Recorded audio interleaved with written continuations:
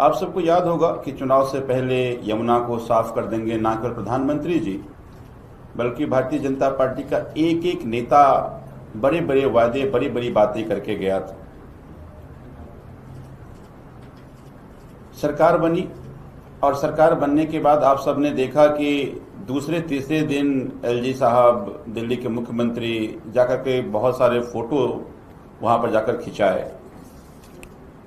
कई सारे रील बने कि यमुना की सफाई शुरू हो गई है, यमुना 1 महीने में साफ हो जाएगी, यमुना 90 दिन में साफ हो जाएगी। अभी जो 1 जुलाई का सैंपल लिया गया था और 18 तारीख का रिपोर्ट डीपीसीसी का है, ये रिपोर्ट ये कह रहा है कि यमुना की स्थिति बद से बदतर हो गई है। यमुना के वो हिस्से जहां पर यमुना में प्रदूषण नहीं था, पानी बिल्कुल साफ था, अब वो इलाके भी उस सभी जगहों पर पानी की क्वालिटी खराब हुई है, प्रदूषण बढ़ा है। और ये मैं नहीं कह रहा हूं, ये डीपीसीसी का रिपोर्ट कह रहा है।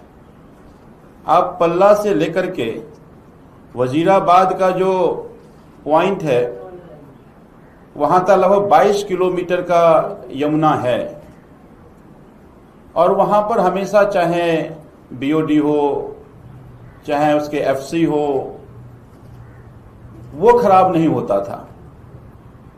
1 जुलाई की रिपोर्ट में कह रहे हैं कि लगभग 2 गुना 3 गुना प्रदूषण उन इलाकों में बढ़ गई है।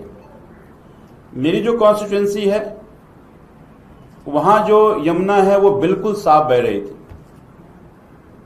अभी 2 महीना पहले ही वहां पर जितनी भी मछलियां थी वो सब मछलियां मर गई।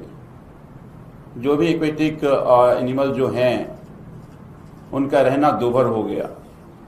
तो कहां साफ करने की बात कही थे कि हम 90 दिन में साफ कर देंगे, अब तो 6 महीने हो चुके हैं। तो आखिर जब यमुना की सफाई इतनी तेज गति से चल रही थी तो वो इलाके जहां यमुना साफ था वो गंदगी, वहां गंदगी कैसे फैल गई? आखिर वहां प्रदूषण कैसे बढ़ा? जब हमारी सरकार थी हम डे 1 से कह रहे थे कि यमुना का प्रदूषण हरियाणा के इंडस्ट्रियल वेस्ट के कारण हो रहा है।